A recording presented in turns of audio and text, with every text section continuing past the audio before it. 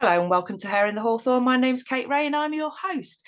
And it's sunny outside. I don't usually do interviews in the daylight hours, but I just wanted to prove to you all that I'm not a vampire and I can come out in the sunshine, although it's a little blinding.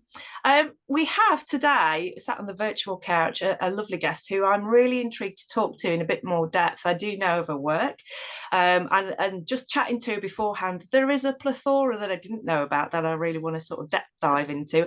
And I'm going to get this all confuddled. I know I am. Penny, I'm so sorry if I get your surname wrong. Griffith Morgan. Did I get it? You did, but the screen froze, so I don't know if you got it properly. Oh no! So Griffith Morgan. There you go. Wicked, brilliant. Yay. So I know Penny. I met Penny in person last year at the Festival of the Unexplained. We met before then. Oh yes, we did at Hellfire Caves. Hellfire, yeah. Wow, that just seems like a lifetime ago. Totally lifetime ago. So I know Penny in terms of her writing, which we will talk about, and the books she's produced. She's a pretty prolific author, and seems to be churning books out at a rate and knots, which is embarrassing for us that have plodded along and been writing a book for about 5 years. She also writes for Haunted magazine, which is something that we'll talk about. But one of the things that she's doing a lot of at the minute is public speaking and podcasting, and that's something that I do want to start with you with, Penny. So hello and welcome to Hair in the Hawthorn, and thanks for giving up your time and coming to chat. If you could just tell people just a little bit of a bio about you, because I mean you're so multifaceted. So if you could just give people a tidbit about who you are and what you're about. Well, I have to have loads on, otherwise I get bored, basically. Yeah, I'm in my late 40s. I'm actually 50 this year, would you believe? Wow. I'm 50 this year. Big party. No, I think we're going to go on holiday somewhere hot and blow the budget for 2 weeks. Yeah. It's a summer birthday, so I have always had an interest in the paranormal ever since I was a very young. The house that I grew up in, even though it was only built in the sort of the 60s, I used to see things in it, things I couldn't explain. I remember one time I was about 7 or 8 and my dad used to work away from home Monday to Friday, and it was middle of the week, and my sister, my mum and I and our dog at the time were sitting in the living room, and I had a view through the living room door, which was like a glass door.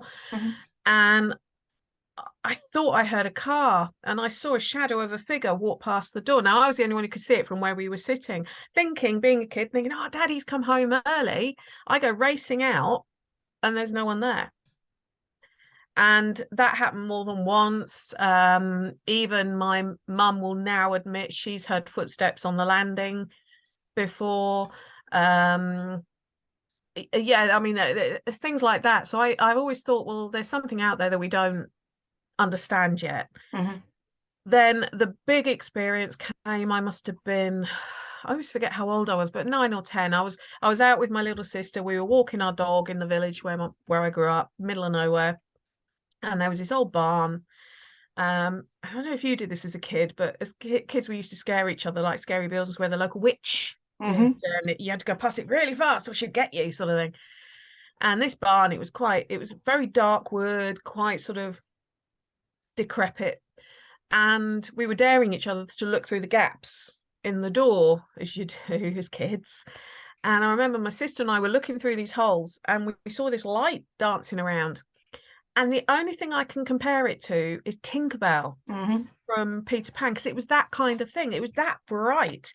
And you know, in the UK we don't have insects that are like that, do we? No.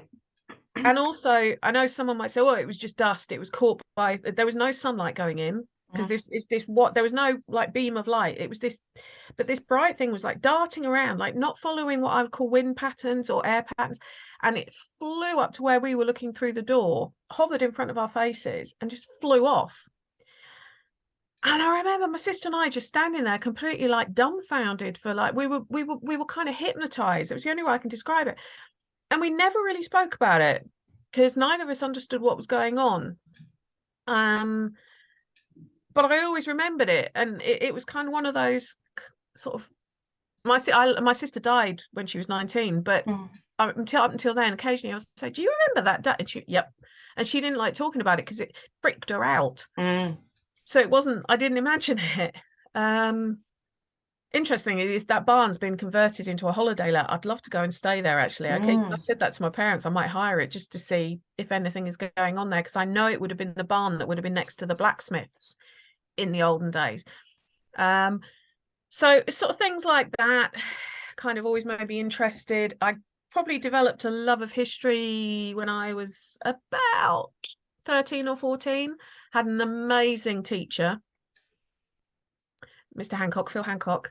I actually became good friends with him, not in a weird kind of way or whatever, but he was a bit odd, and I liked the fact he was odd. A lot of the kids didn't. A lot of the kids were like, oh, he's a weirdo.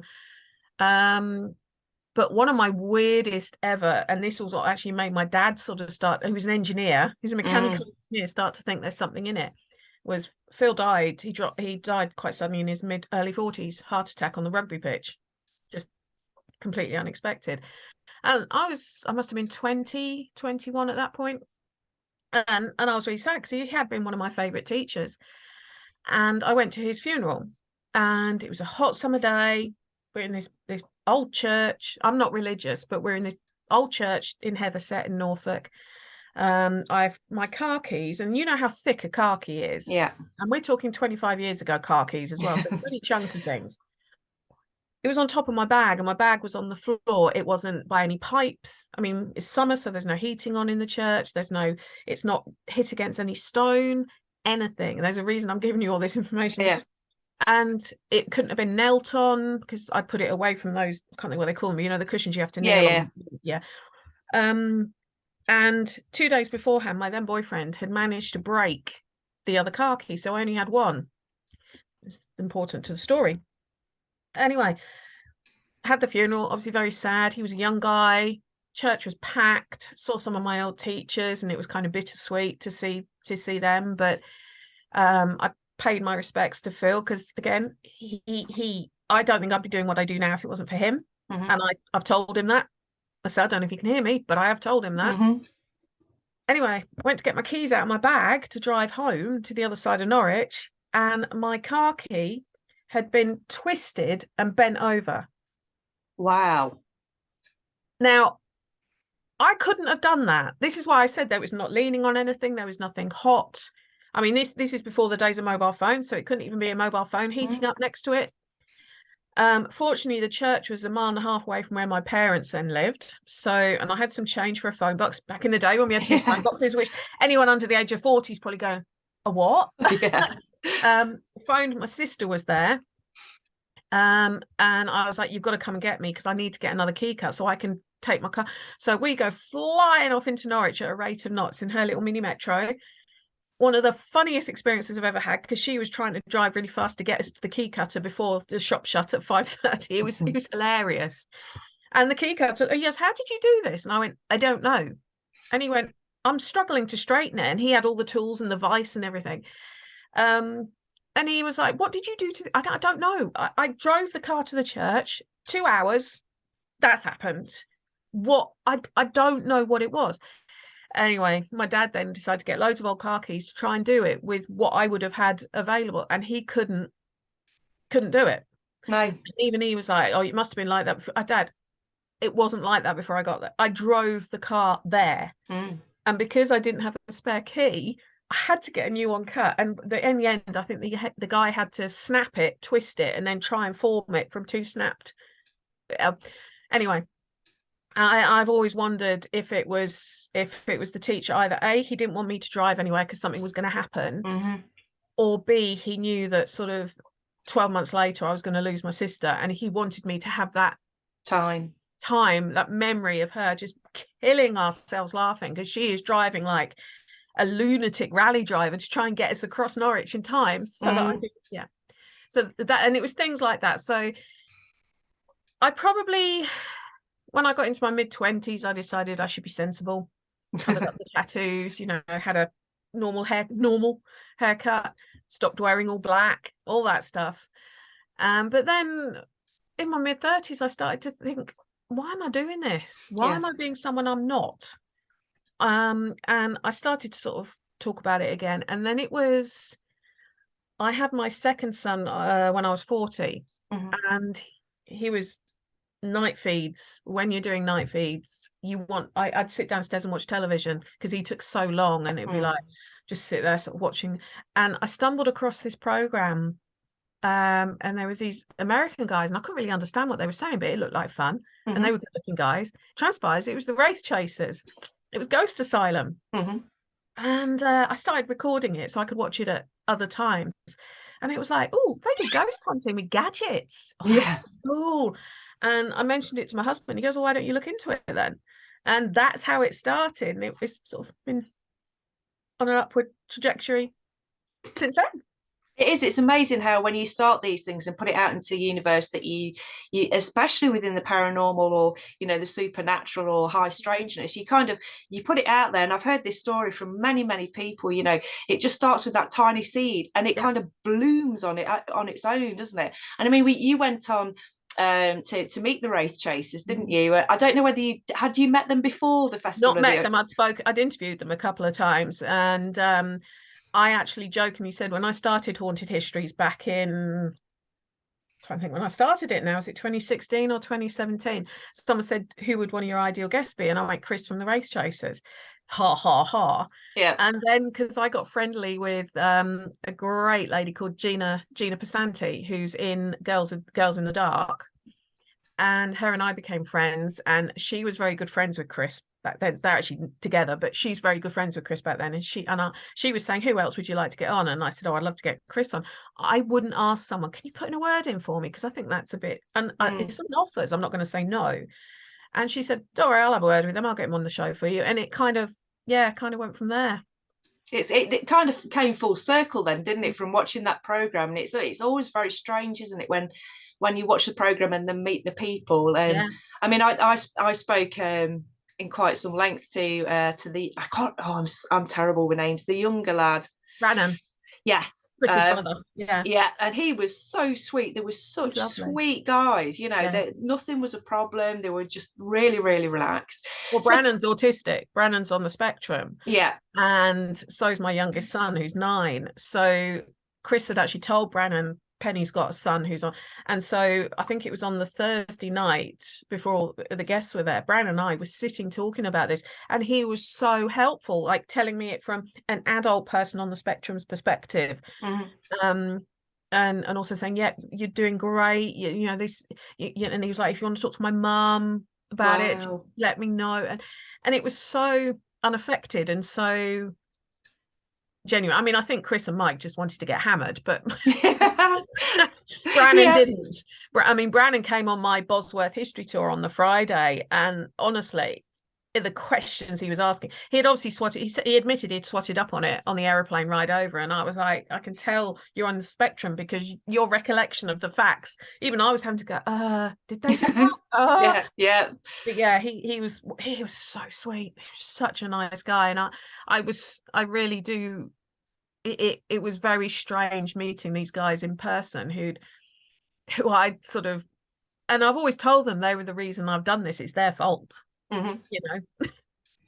So talk to me about the podcast. Tell me what started that, and what the kind of what the driver is for the podcast.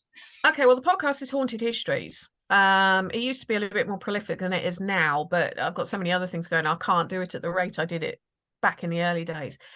But I was working as a sort of an investigator for a group, they were called Trident back then. They changed their name a few times. And I was larking about with a friend. We were doing a Facebook Live. We were at Rougham, the airfield at Rougham. Yeah. And one of the guys there, he said, look, I've got a podcast channel called Parasearch. Would you be interested in doing a podcast on it? Because you're quite good at camera. You can obviously talk. And I've done public speaking in my day job since I was in my early 20s. So and in fact, blow my own horn here, when I did my English oral exam, I had to do a talk, I got the highest mark of the whole of East Anglia. Thank you very much. It is obviously something that I'm naturally predispositioned to do. Verbal diarrhea, as my mum would call it. And And he said, would you like to do a podcast? And I said, all right, let me think about what I'd like to do one on, because there were so many sort of at the time, I mean, we're talking like 2016, there were so many sort of just interview type podcasts that didn't have a theme. Yeah. And I said, one of my bugbears, and I don't know if you know, do you know Mike Cavell up in Hull? Rings a bell. Yeah. Yeah. Like that. He's an expert on Hull. He is just, and he's also a ripperologist. But he and I have the same view on this, that we have a real bugbear in history being made up to suit a haunting. Yes. So you might get a property where they say, oh yeah, it was a morgue, it was this, it was that. Well, how do you know it was morgue? Well, a psychic said a dead person was here. Well, yes, most houses that are older than 1950s will have had a dead person in them, because the tradition was to lay them out in the, doesn't mean it was a morgue. Yeah. And he and I have that came sort of, well, actually, if you look into what the real history is of a place, it's normally even more exciting than what you think it is. And so I came up with Haunted Histories because I wanted to look into the historical side of when people have had paranormal experiences, to see if I can find any historical validation. Because to me, if you've got a name through on a Ouija board, for example, quite an innocuous name that not a famous person or whatever, and then I find them on the 1851 census for that house, that's pretty good validation that it's real. And even bigger than that. So that's where Haunted Histories was really born, to sort of kind of expel some of the historical myths. I mean, one of the ones I really enjoyed doing is I did a show with Aidan Sinclair a few years ago on the Queen Mary, the ship. And she's got an amazing history, and that will be one that I'll do a feature article for sometime for Haunted Mag, because she was a troop carrier. She had a crash. It's phenomenal. And he was one of the resident investigators there. And one of the stories there is there was supposedly a little girl seen soaking wet in her swimming costume, and the psychic said, yep, she drowned in the swimming pool on the ship. Okay. Now, bear in mind, this ship was launched in the 1930s, so the captain would have had to have kept a log. Yes. And if somebody had drowned whilst at sea, it would have been recorded. There were no recordings of little girls drowning. And I talked to Aidan about this, and he agreed with me. That was what he was finding as well. I said, could it not have been, and this is where people don't sort of think things through. I said, family are on a ship. This is like a 5-star luxury ship at its point. This little girl had probably never seen a swimming pool. So she might have died perfectly naturally, but she's gone back there because that was the time that she was like, oh, wow. It was like a magnet pulled her back. Why do we have to assume it's negative? Yeah. And that was kind of one of the things that I really wanted to do with Haunted Histories. It was to say to people, don't always assume that the reason is a negative reason. You know, psychics, as brilliant as they are, do sometimes put the pieces together in the wrong order. Yeah. Because they get given like clues and they have to slot them together. Now, a lot of times what they can come up with is pretty mind-blowing, and if I can validate it with fact, but sometimes they put the pieces together wrong. And that was really why Haunted Histories started, but it's kind of taken on more of a life of its own, that it does have a lot of historical element. But I seem to find with some of the guests I get on, it's like, right, what can you teach us about history today, Penny? We'll just chat. But then what's great is it's the other thing I wanted to do with it was for historians who can be a bit kind of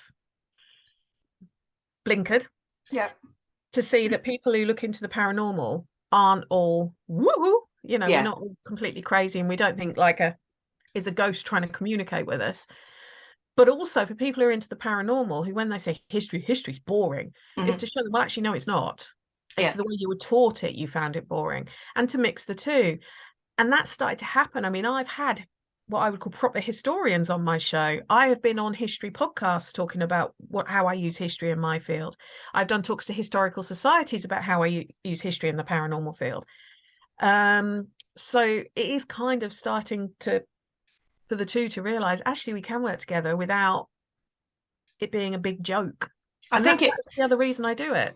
I think it's very important as well. It is another tool in the toolbox, and a very, very valid one as well, when you have somebody who understands the history of a place, to be able to give that validation, or to be able to say, no, you need to think outside the box with what you're saying. But it also helps as an investigator to be able to know who you're communicating with, who you're possibly communicating with, and even tiny elements such as, people of this era wouldn't, generally have been able to read or write. So doing spirit board work might be very, very difficult, or the language in this area was predominantly, the quote, I can't even say that, colloquialisms.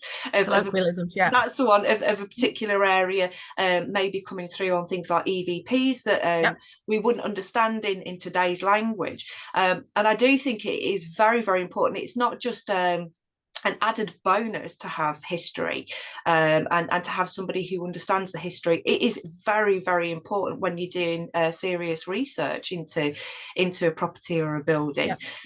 Taking you from there, you ended up on Help My House is Haunted. Just want to talk to you a little bit about your experience. You've been on more than once, haven't you? I've recorded 3 episodes for them so far. So the first one was the one in it was Chigwell. That was the first one. That would have been June. What year are we in now? 23. June 21. That was Frankie Essex's. I didn't get to go to the house. I just did historical research. That was the Frankie Essex celebrity episode. Then I recorded one in Taysborough in Norfolk. That was the Mill, which has been on Discovery Plus. Is now it should be showing on Really in a few weeks. And I've also recorded one of the celebrity episodes. I know they've said I was the historian on the Jake Quickenden episode. So how did you find that experience? I love it. I mean, tell me to research something and tell me you're going to pay me to research something, and I'm just like the pig in the proverbial. They are such a fun crew to work with, and I get to work with Jane Harris as well, and she was the one who got me the job, because the producer, who's now executive producer, Ben Cole, was like, do you know any other historians? We need to get a bigger bank of historians. And she was like, speak to Penny. And I have done other filming work in my time, and I got nicknamed. I think it was by the ITV News. I did a feature for them back at when I was 18, because I was one of the last people to be employed by Norwich Union, and Norwich Union used to employ everyone. They called me the one take wonder. Wow. They tell me what they want me to do and I'll just do it. It's easy as far as I'm concerned. And I jokingly said I'm the one take wonder, and they were like, yeah, right. And yeah, that became my nickname. She is the one take wonder. She, you rarely have to ask her to redo stuff. You only redo it because you want it to go on you want to have different options. And they're such a fun crew to work with. I do look forward to working with them. And Jane is amazing. She is. She is someone I so look up to. Not just as the fact she's a woman and she holds her own in it, but she has so much knowledge, that woman, that you don't realize she has, because she doesn't feel the need to tell everyone. Yes. But you ask her a question and and she is, she's one of my favorite people. And when she told me she got me I was like, you're joking, right? And I thought I'd do one episode, and then I think I filmed that first one, and the producer said, can we keep you on the books for any more? And I was like, yeah, of course, thinking that's one of those, I'll call you kind of things. And 3 months later I get, we've got another one. So I mean, I had the pleasure on last week of working with Jane for the very first time at Smethwick Baths, and I have interviewed Jane on this channel. It's a bit further down. It was in the I think it was in the first year that of doing this, and she's so lovely and she's so genuine. I did a very brief bit on help on the second series, and like you say, the crew and are just brilliant. They're so nice. I'm sorry, I keep having to move around. I'm being, it's that light thing for a vampire. It must be terrible. I know. It's following me everywhere. So tell me a little bit about your involvement with Haunted magazine, and where did that come from, and how did you get involved in the lovely guys from the Haunted nutters, the absolute nutters. Magazine. Well, I interviewed them in my first year of doing Haunted History. I can't remember how I got to know them. And I got Paul and Andy on my show, and we actually did a show on Bosworth Hall, funnily enough. And it was actually that show back in sort of 2016, 2017. I thought I'll write a book on this place someday. Didn't expect it to actually be when I did it for last year, but never mind. And I think it was Paul said, would you write for Haunted magazine? And I was like, yeah, of course I will. Of course I will. And he went, no, I'm in it. And I was like, yeah, thinking, no, he's just saying, a bit like, I have no self-esteem. I think everyone's lying to me when someone says, yeah, I'd love to interview you. I'm like, yeah, all right. I sort of act like, yeah, thanks, great, that's really nice, and then think, yeah, it's not going to happen. So I didn't do anything, and I think it went on about 2 years, and then I had them back on my show again, and Paul goes, why haven't you submitted an article? Like, oh, were you serious? Yeah. And he's like, yeah. And I can't remember what the first article was I submitted to them. I've done so many because I've been writing for them now for about 3 or 4 years, but I think it was I said, what about focusing on the history side of things? And I started off doing quite a few articles that were about sort of weird things that have happened in military history. So there was something about that, I think it was called the Vanishing Battalion, which was a battalion that just vanished in World War I, and they were from Sandringham in Norfolk. I've done an article on the Foo Fighters, not the band, but where the band got their name from. I didn't do one on the Angel of the Angels and Mon. I did it on the White Cavalry of Bethune, which is a very similar thing, but most people don't know about that one. And it sort of went from there, and I don't know how many of my articles they've got now ready to publish whenever they need one, but he's always like, send me more. Yeah. So that's where that came. Now I believe I'm one of the feature writers. I'm in every single issue under the Not So Horrible Histories banner. But yeah, I didn't believe them for about 2 years. I didn't do anything for about 2 years, and he was like, we meant it, can you sit? And I was like, yeah, right. But no, they did mean it. They do. And Andy does all the artwork for my books. He does all the covers. Oh, okay. That explains, that explains a lot. So let's go on to your books. I could talk, we could go into the whole kind of Haunted magazine thing, but mindful of time, and I've got loads of things that I want to sort of discuss with you. So the book writing, like I said at the start, you are a prolific writer, not only for the magazine, but also the books that you produce. And you were saying just before we started recording that you've got 4 books and one that's currently nearly finished, which is excellent. So could you talk us through each of your books and say a little bit about what they're about? Sure. Well, the first one, that one, which I don't know if I'll be able to get it to focus enough. There we go. Sort of focusing there. Anyway, My Haunted History. That was my first one. I'd always said I wanted to write a book. Yeah. Ever since I was little. I've always loved writing. And it was blooming Richard Estep who kept nagging me to write one. And so I thought, well, I've got all these research scripts I'd written for the podcast that have all these technical facts in them. A lot of these locations I've visited and I've had experiences at. Yeah. Why don't I? So that was the first one, My Haunted History. So I think a reviewer said it was like a historical A to Z of the UK, but 10 different places that you could visit. So it's written very much in a technical history part, and then more of a chatty kind of, this is what happened to me when I visited. And that was my first one. And the picture on the front, if anyone Googles it, and it is still available on Amazon, if anyone Googles it, is me squatting in the church hallway. And the story behind it was, I wasn't going to put myself on the front, but Richard Estep actually wrote the foreword for this one. And he was like, put yourself on the front. It's your first book, push yourself. And I'm like, anyway, my husband had bought me tickets to do the Jack the Ripper tour in London. And so we were coming, I said, we need to get a few photos of me dolled up. Everything. And we were coming back through a place called Writtle near Chelmsford. And it's got a beautiful old church. And I said, why don't we stop at the church and take some there? Because it's got spooky kind of thing. And he took the photo, and it's not been touched up. And for some reason, the doorway was lit up. Everything else was pitch black. And the photo just And the reason I'm squatting, because I was going to sit down, is the floor was wet. And that started Richard Estep's thing of Penny squats in doorways. So I went through loads of photos of me squatting in doorways. That's where, if anyone wonders where that came from, that's where it came from. So that was my first book. Now, that church itself, I had a freaky experience out, which I didn't tell my husband about at the time, because he gets unnerved a bit easily. A few years ago, we had a bloke whose name I can't remember. He shot a load of people and went on the run. He was Malden way, I think. And I remember I was driving through Writtle to go to work, and I just had this gut feeling he was at the church. Don't tell me how I knew. I just knew that he was at this church in Writtle, which is 20, 30 miles away from where he'd shot people.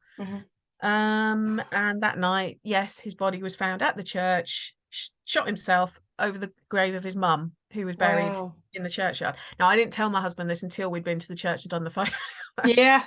And then afterwards he was like, oh, why didn't you tell me? Well, that's why. So that was that one. Then the second one was A Haunted Experiment, which the cover probably won't come off. The forward for that one's by the amazing Sarah Chimasero from Australia. She does life in full spectrum, living in full spectrum. Brilliant technical researcher, all of that kind of stuff. And the idea for that one, I was doing a photo shoot for the Daily Mail. We were doing Women in the Paranormal. I'm just name dropping stuff here, as you do. Do it. And I was listening to some of the other people other women who were there. They were talking about different types of experiments. And it got my brain ticking that everything has a history. We look at the history of a place. Why don't we look at the history of some of these experiments? What you tend to find the books are is how to do the experiments and what they've found when they've done the experiments. Not where the experiment came from. And that's where A Haunted Experiment came from. So I decided to look at 4 different experiments, to dig into some of the history as much as I could find, and then to try and recreate them in some different locations to see what happened and see which ones seemed to be the most successful. So I looked at the history of EVPs, I looked at the Philip experiment, the Estes method. In fact, there's actually an interview with one of the guys who devised, I think it's Carl Pfeiffer. Oh, we seem to have lost power. I'm just going to stop recording.